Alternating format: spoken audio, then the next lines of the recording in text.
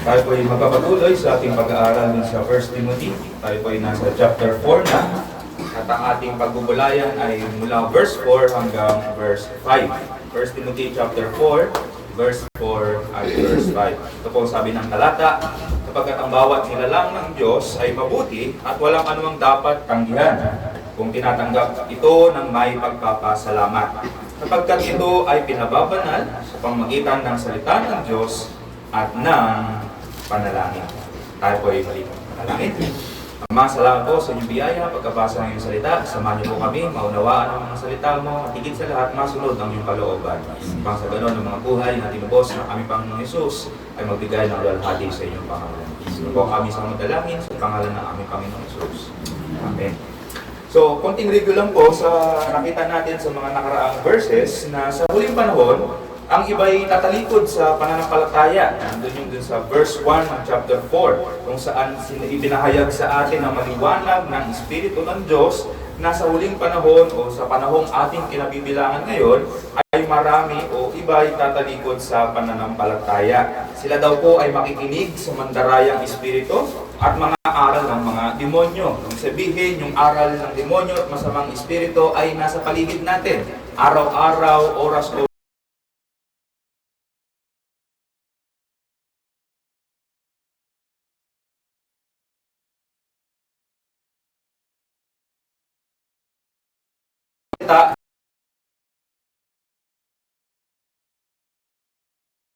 ng may mga taong bula ang guro. Hindi po lahat na nagtuturo, hindi po lahat mayroong Biblia, hindi po lahat na naririnig sa Facebook ay mga tunay na tagapagturo ng salita ng Diyos. Ang iba dyan ay mga bulang.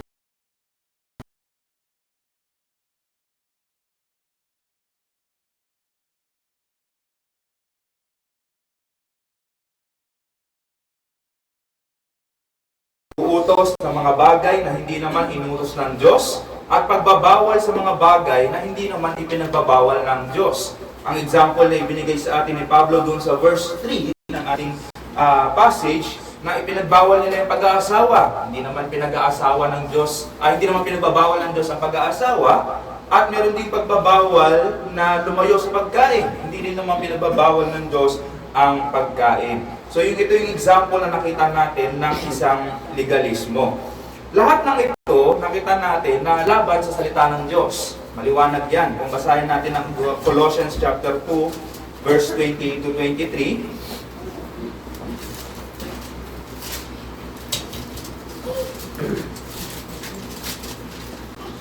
Colossians chapter 2, verse 20. Ito ang sabi ng talata. Kayo'y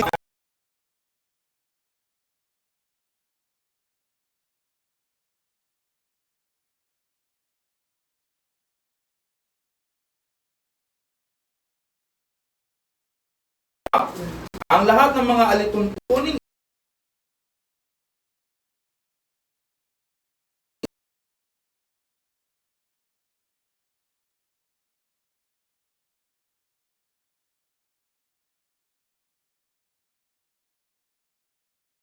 at sa pagpapahirap sa katawan, ngunit wala silang kabuluhan laban sa kalayawan ng laman. So nakikita natin dito in-address ni Pablo patungkol sa mga maling turo. Meron kasi mga nagtuturo na mga alituntunin, huwag mong hawakan yan, huwag kang tumikim yan, huwag mong gawin yan. Pero sinabi dito ni Pablo na itong mga bagay na ito alituntunin ng mga tao at hindi alituntunin ng Diyos. Sabihin, sabi doon sa verse 23, may anyo ng karunungan, kumbaga pag tinignan mo, pag pinakinggan mo, tama naman, dapat hindi gawin yan. Pero yung kanilang karunungan na yon ay pagsamba, hindi ayon sa pagsamba sa Diyos, kundi ayon sa sariling kagustuhan. Okay? So yung pagsamba na itinuturo nila ay kagustuhan nila, hindi yung pagsamba na kagustuhan ng Diyos. Kaya makikita tayo doon, magkakaiba yung mga denominasyon, magkakaiba ng paraan ng pagsamba, kasi bawat isa merong kagustuhan na gawin o sundin ng mga tao. Pero maliwanag sa atin, na sinabi sa atin ni Pablo, bakit pa tayo nabubuhay na parang nasa sanlibutan at nagpapasako?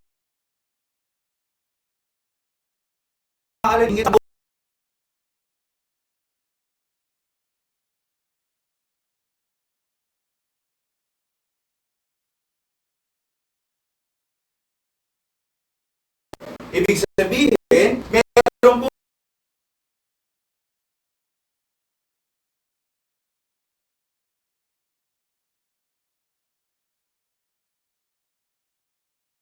kaya ang mga spiritual daw ay dapat lumayo sa mga material na bagay. Kaya mababasa natin doon sa ating text sa chapter 4 ng 1 Timothy kung saan sinabi, huwag na kayong mag-asawa, huwag na kayong kumain ng mga bagay na yan kasi masama yan. Kasi material yan, dito yan sa mundo. No? So yun po yung Gnosticism. Pero yung kabilang extreme nun, meron din naman na magtuturo na total, magkahiwalay ang spiritual at magkahiwalay ang physical o material. Gawin mo na kung anong mga gusto mo na pagkakasala sa katawan kasi hindi ito maapektuhan yung spiritual mong kalagayan. Kasi nga sinabi nila, magkahiwala yung spiritual at yung material. Kaya kahit anong gawin mo sa material, hindi niya maapektuhan yung spiritual mong buhay. Parehas po yung mali at hindi yun ang inuutos sa atin ng Diyos. Kaya ngayong umaga, nais kong tignan natin kung ano bang sinasabi ng salita ng Diyos patungkol dito. Pagdating sa material na parte ng buhay, tulad ng pag-aasawa at ng pagkain. Kaya ang title ng ating sermon ay Pasasalamat sa gawa ng Diyos. Pasasalamat sa gawa ng Diyos. Basahin natin muli ang ating text sa 1 Timothy chapter 4 verse 4. Sapagkat ang bawat nilalang ng Diyos ay mabuti at walang anumang dapat tanggihan kung tinatanggap ito na may pagpapasalamat. Kung papaano po na masama ang pag-aabuso sa mga bagay na ginawa ng Diyos, kasi alamin natin na mayroong pag-aabuso ng mga bagay na yon, masama rin po ang pagtanggi sa mga nilalang ng Diyos. Ulitin ko po, kung papaano masama ang pag-aabuso sa mga bagay na binigay ng Diyos, mali rin po at masama rin ang tanggihan ang mga bagay na nilalang ng Diyos. Kaya sinabi sa atin ni Pablo sa ating text, walang anumang dapat tanggihan kung tinatanggap ito ng may pagpapasalamat. Ngayon, bakit? Bakit kailangan wala tayong tatanggihan? Bakit kailangan natin tanggapin? Dalawang punto. Una, dahil ito ay nilalang ng Diyos. Pangalawa, dahil ito ay pinabanal ng Diyos. Okay, so yun po yung structure ng ating message. So una, bakit natin kailangan tanggapin ang mga ibinigay ng Diyos? Dahil ito ay nilalang ng Diyos. Sabi nun sa verse 4, sapagkat ang bawat nilalang ng Diyos ay mabuti. Ang bawat nilalang ay nilalang ay sa Diyos dahil siya ang lumikha nito. Alam natin ng Genesis chapter 1 verse 1. Sino nakakaalala ng Genesis chapter 1 verse 1? Kung nagsimula kayo ulit sa Genesis, dapat alam yun yan. In the beginning, God created the heavens and the earth. Walang malilikha maliban sa paglikha ng Diyos. Ang Diyos ang lumikha ng lahat ng bagay. Sabi dun sa Salmo 50 verse 10 to 11. Basahin natin. Psalm o awit 50 verse 10 and 11. Sabi ng talata, sapagkat bawat hayop sa gubat ay akin, ang hayop sa libong mga burol, nakikilala ko ang lahat ng mga ibon sa mga bundok, at ang lahat ng mga gumagala sa parang ay akin. Sa Diyos, lahat ng bagay. Siya ang lumikha ng lahat ng bagay. Kaya, kung tatanggihan natin ang kanyang nilikha, tinatanggihan natin ang kanya. Kumbaga, binigay na nga sa atin, nilikha niya na nga para sa atin, tapos tatanggihan natin. Kayong mga magulang na rin pala ako. Tayong mga magulang, kung tayo ay magluluto para sa ating mga anak, di ba, prepare natin, gusto ko lutuin. Ganda ng luto ko. Ang hirap nito, nasugatan pa ako sa pagtsatsak-tsak ng kung ano-ano. Napaso pa ako sa ganitong mga bagay. Excited na kayong ihanda sa mga anak ninyo. Pagbigay niyo sa mga anak ninyo, sabi na, ayoko niyan! Ano mararamdaman ninyo? Ay, okay na, sige. Hindi, meron tayong pait o meron tayong sakit na ramdaman kasi prepare natin ito para sa kanila. Nagpagod tayo para sa kanila tapos tatanggihan lang nila ang ibinigay natin sa kanila. Hindi ba masakit sa atin yon mga magulang? Kahit mga asawa? Ganon din ang Diyos. Meron siyang nilikha, binigay niya sa atin ang mga nilikha, kaya kung tatanggihan natin ang kanyang nilikha, para bang tinatanggihan na rin natin ang Diyos? Pangalawa, bakit kailangan natin, dapat hindi natin tanggihan? Kasi ang nilalang ng Diyos ay mabuti. Ang bawat nilalang ng Diyos ay mabuti. Sabi dun sa verse 4 ng ating text, sapagkat ang bawat nilalang ng Diyos ay mabuti. Ang bawat nilalang ng Diyos ay mabuti. Sinabi niyan sa Genesis chapter 1 verse 31. Nakita ng Diyos ang lahat ng kanyang nilikha at ito ay napaka-buti. Hindi niya lang sinabi na, ang buti naman ng nilikha ko. Hindi, sinabi niya, napaka-buti. Kaya ang bawat nakikita natin sa sanlibutan ito, lahat ng yan ay nilikha ng Diyos na mabuti. Ngayon, kung ang Diyos ang nagdeklara na ang kanyang nilikha ay mabuti, sinong nagbigay ng karapatan sa tao na sabihin na ito ay masama? Wala. Kaya mali yung turo kanina na binasa natin na sinasabi lang, iwasan mo yan kasi masama yan. Hindi po. Ang Diyos ang nagdeklara ng kanyang mga nilikha ay mabuti. At walang sino mang tao ang makapagsasabi na ito ay masama. Kaya kung tatanggihan natin ang nilikha ng Diyos, tinatanggihan natin ang mabuting bagay. Kasi ito ay mabuti. Pangatlo, ang bawat nilalang ng Diyos ay para sa ikabubuti ng tao. Meron ng intensyon ng Diyos na itong mabuting bagay na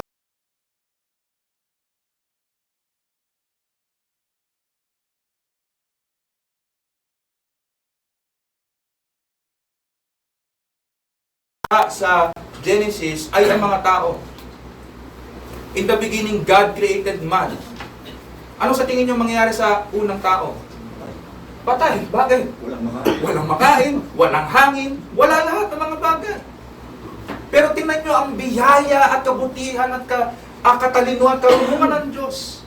Minabuti niya na likhain muna lahat ng kailangan ng tao. Pagkain, tirahan, lahat ng yan. Bago niya nilikha ang tao. Para ipatunayan sa atin ang kanyang mga nilikha ay para sa tao. Para sa ikabubuti natin, kaya nga sinabi sa Matthew chapter 4 verse 4, hindi lang sa tinapay nabubuhay ang tao, kundi sa bawat salitang lumalabas sa bibig ng Diyos. Yung keyword po ng salita doon ay yung lamang. Hindi sinabi doon na hindi nabubuhay ang tao sa tinapay. Ang sinabi, hindi sa tinapay lamang. Ibig sabihin, kailangan pa rin ng tao ang tinapay. Kailangan pa rin natin ang tinapay. At ang tinapay, ang Diyos po ang nagbigay at lumalang ng bagay nito. Wala tayong kakainin kung walang nilalang ang Diyos. Kaya ang bawat nilalang po ng Diyos ay para po sa enjoyment ng mga tao. Kaya kung babalikan natin yung example na binigay sa atin ni Pablo, maliwanag po na ang pag-aasawa at pagkain ay kaloob ng Diyos sa tao upang i-enjoy at gamitin. Kailan natin nakikita ang unang pag-aasawa? Sa Genesis, kung saan nag-create ang Diyos. Saan nakita natin ang unang pagkain? Sa Genesis 10. Lahat ng yun ay para sa enjoyment natin bilang mga tao. Hindi tayo mabubuhay kung walang pagkain at hindi rin dadami ang tao kung walang pag-aasawa. Nakita ba kayo ng tao na bigla na lang sumipot na parang kaputi? Nakita na kayo ng kaputi? Siguro naman, no? Bigla na lang sumisipot, hindi natin alam kung saan nanggaling. Ngayon ang tao hindi po ganun. Alam natin na bagaman malayo siya sa kanyang pinanggalingang probinsya o saan man siya pumunta, alam natin na hindi ito basta-bastang lilitaw. Kasi ba na lang kung alien siya? Kung totoo yung alien. Pero alam natin hindi rin totoo yung alien. So nakikita niyo mga kapatid, kailangan natin ng dalawang ito, pero ipinagbabawal ng mga taong ito. Basahin natin ang Ecclesiastes chapter 9, verse 7 to 9. Ecclesiastes o Mangangaral chapter 9 verse 7 hanggang 9.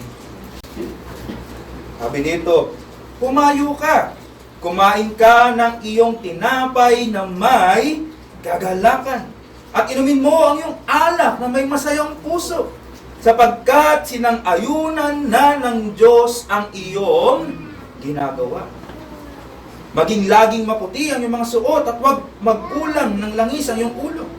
Magpakasaya ka sa buhay, sa piling ng iyong, asawang babaeng minamahal, sa lahat ng mga araw ng buhay mong walang kabuluhan, na kanyang ibinigay sa iyo sa ilalim ng araw, sapagkat iyan ang iyong bahagi sa buhay at sa iyong gawa na iyong ginagawa sa ilalim ng araw." So meron pong sinasabi dito na sinang-ayunan na ng Diyos. Yung ating pagkain, ng ating pag-inom, lahat yan ay sinang-ayunan na ng Diyos. Sabi sa verse 9, "Magsaya ka sa buhay sa piling ng iyong asawa." Ngayon may tanong tayo, bakit sinabi dito sa talata na walang kabuluhan ng buhay? Akala ko ba, Pastor, mabuti ang ginawa ng Diyos, pero bakit walang kabuluhan? At kung ibinigay ni Lord lahat para i-enjoy, bakit kung babasahin natin yung Old Testament, may mga pinagbawal ang Diyos na pagkain? Sa Genesis pa lang, sinabi niya, huwag niyong kainin ang bungang ito. Akala ko ba lahat ng bagay para sa atin, bakit merong bawal? At sa Old Testament, hindi lang yung bunga, kundi marami pang mga pagkain. Akala ko ba lahat ay binigay na sa atin? Dito na po papasok ang ating pangalawang punto. Sabi po doon sa ating text, sa verse 5, "Sapagkat ito ay pinababanal sa pamamagitan ng salita ng Diyos at ng panalangin." So una, sa pamamagitan ng salita ng Diyos.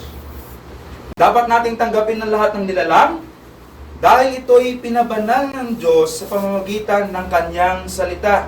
Meaning, siya ang nagsasabi sa atin na ito ay banal at para sa atin. Bakit natin tatanggapin yon? Kasi ang Panginoon na mismo nagsabi na ito ay banal.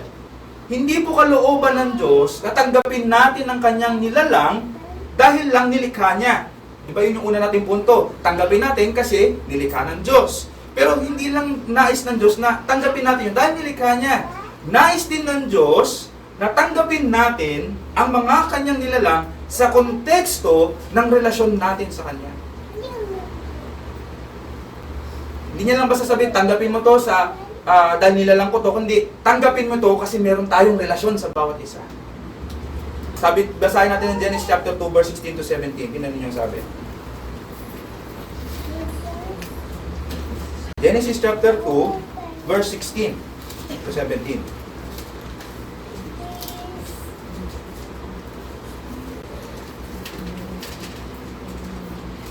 16 to 17, ito sabi, "At inuutos ng Diyos sa lalaki na sinabing, malaya kang makakain mula sa lahat ng punong kahoy sa halamanan, subalit mula sa punong kahoy ng pagkakilala ng mabuti at masama ay huwag kang kakain, sapagkat sa araw na ikaw kumain, niyon ay tiyak na mamamatay ka." So being gumagawa ng Diyos ng kasunduan doon sa tao, nag-i-establish siya na tinatawag nating covenant sa tao. Kasunduan. At yung kasunduan na yun, hindi katulad ng business na kasunduan, kundi kasunduan ng relasyon niya sa tao. For example, kapag tayo ay kinakasal, hindi tayo kinakasal dahil lang gusto nating makasal o mapalitan yung ating apelyado o makalabas tayo sa ating bahay, kundi gusto nating makasama ng habang buhay yung ating pangangasawa. Nakukuha niyo po yung mga kapatid. Tingnan natin ang Genesis chapter 9 verse 3 to 4. Ganun din ang ginawa ng Diyos pagdating kay Noah. After na iligtas ni Noah, ng Diyos si Noah, ito ang sinabi ng Diyos sa kanya. Verse 1. "Binasbasan ng Diyos si Noe at ang kanyang mga anak at sa kanila ay sinabi, kayo'y magkaroon ng mga anak at magpakarami at inyong punuin ng lupa. Ang takot at sindak sa inyo ay darating sa bawat hayop sa lupa, sa bawat ibon sa iyong papawid, sa lahat ng mga gumagapang sa lupa, sa lahat ng mga isda sa dagat. Sila ay binibigay sa inyong kamay. Bawat gumagalaw na nabubuhay ay magiging pagkain ninyo. At kung paanong ibinigay ko sa inyo ang mga luntiang halaman, ibinibigay ko sa inyo ang lahat ng mga bagay. So kumbaga yung sinasabi dito ng Diyos, hindi niya lang basta sinasabi na kainin niyo to kasi ito yung ginawa ko o nilikha ko, kundi sinasabi niya, gawin niyo ito kasi bilang pagkilala na ako ang nagbigay sa inyo nito. Naglalagay siya ng relasyon, ng usapan, ng kasunduan dito kay Noe. Kaya kung babasahin natin ng 1 Corinthians chapter 10 verse 31, alam natin ito, bilang mga mananampalataya, yung pagkain natin at ang pag-inom natin ay hindi hiwalay sa ating relasyon sa Diyos. 10 verse 31 ng ating 1 Corinthians chapter 10 verse 31, sabi dito, kaya kung kayo man ay kumakain, umiinom, o anuman ang iyong ginagawa, gawin ninyo ang lahat saan? Ikalulalhati ng Diyos. Bakit natin gagawin yon?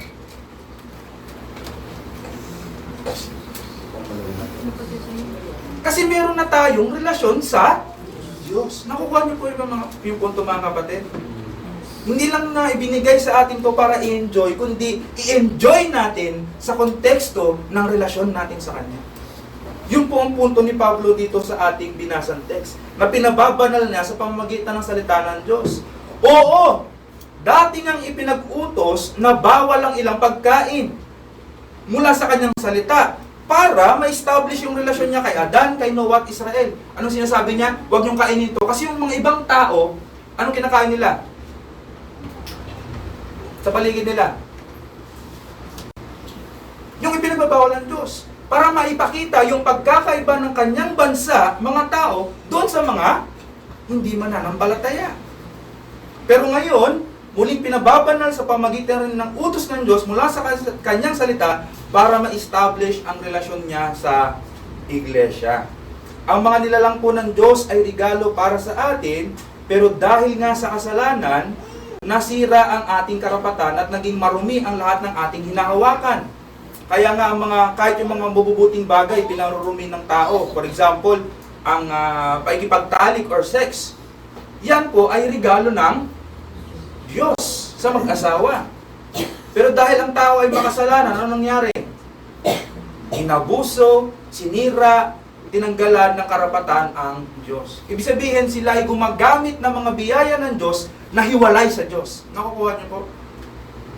Ganon din sa alcohol. Ang alcohol, katulad ng nabanggit natin kanina, sinang-ayunan na ng Diyos.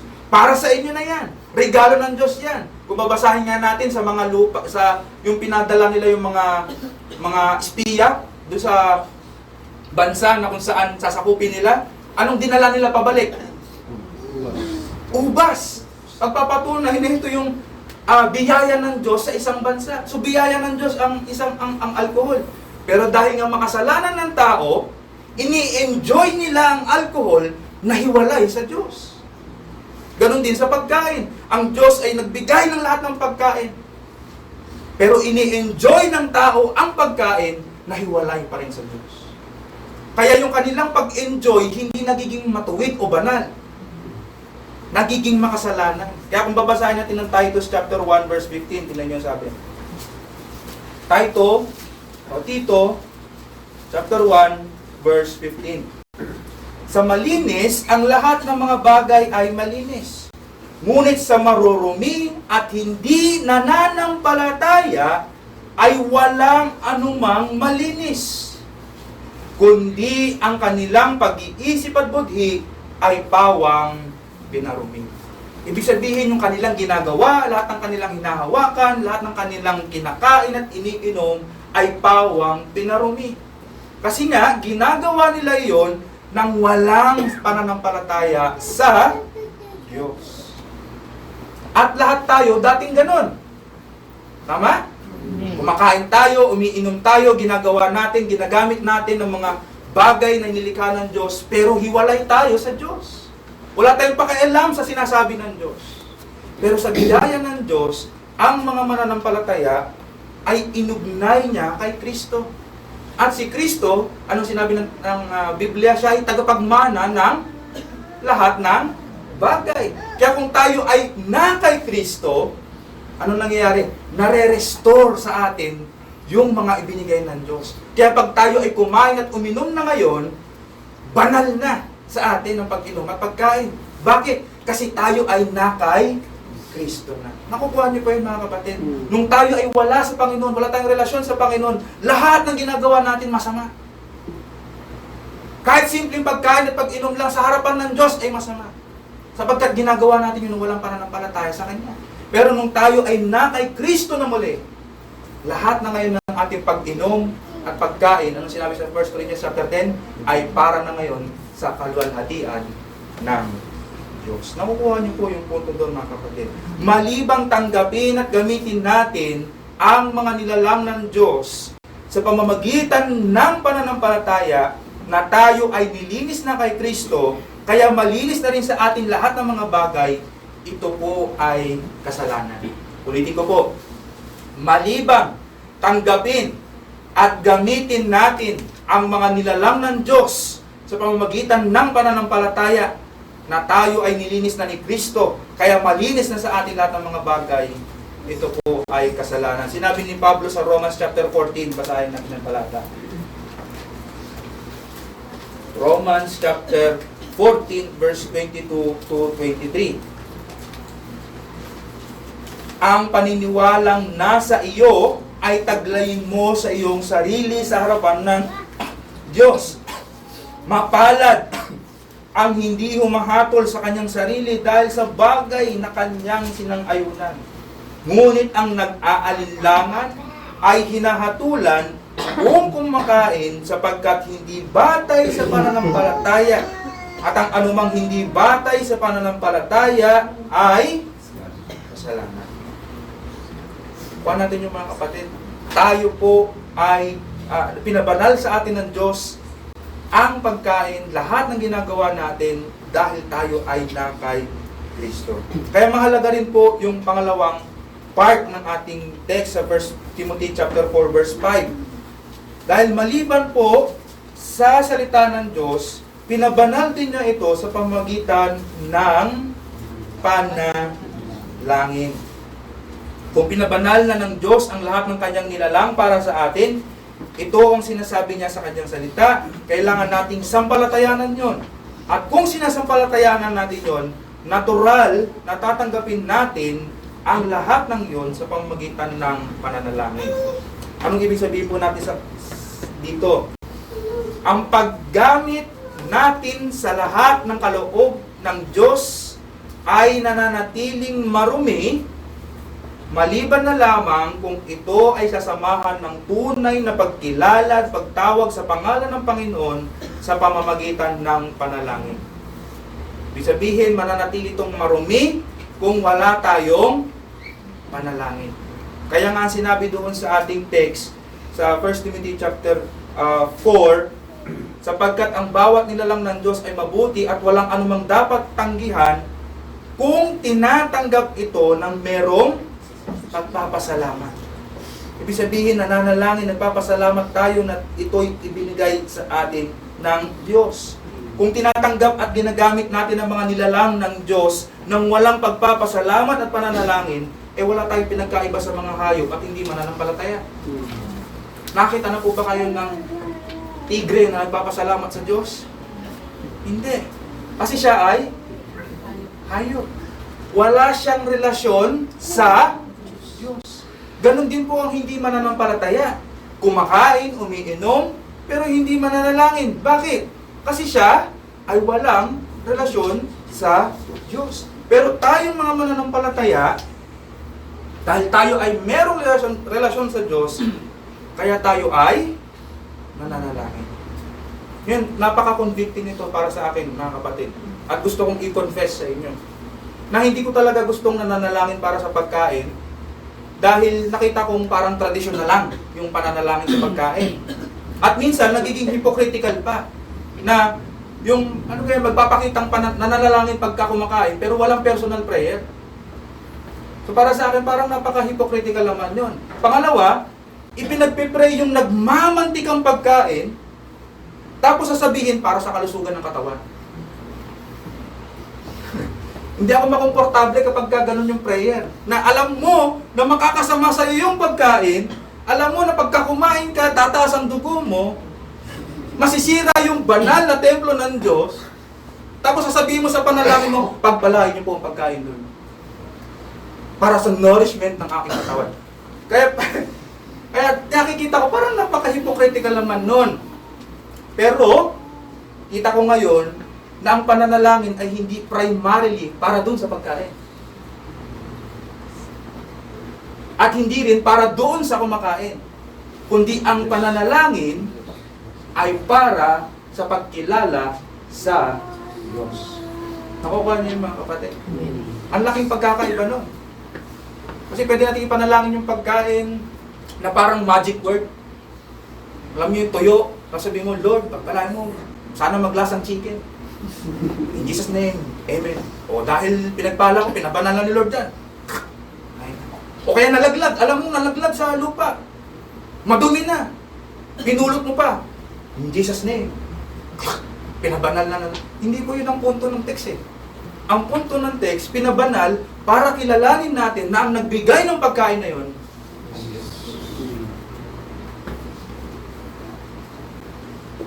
kaya kahit na ganon, nakikita natin na ito yung sinasabi ng Diyos. Ito yung pagkilala na ating tinatanggap sa pagkain ay mula sa Diyos. Sabi dun sa Deuteronomy chapter 8 verse 3. Masahin natin. Hindi naman siguro nagmamantika yung ulam natin mamaya. 8 verse 3. Ikaw ay pinagpakumbaba niya nang ginutom ka niya at pinakain ka niya ng mana na hindi mo nakilala, ni hindi nakilala ng iyong mga ninuno upang kanyang maipaunawa sa iyo na hindi lamang sa tinapay na bubuhay ang tao, kundi sa bawat salitang lumalabas sa bibig ng Panginoon. Sino daw ang nagpagutom sa kanila? Pero sino din ang nagpakain sa kanila?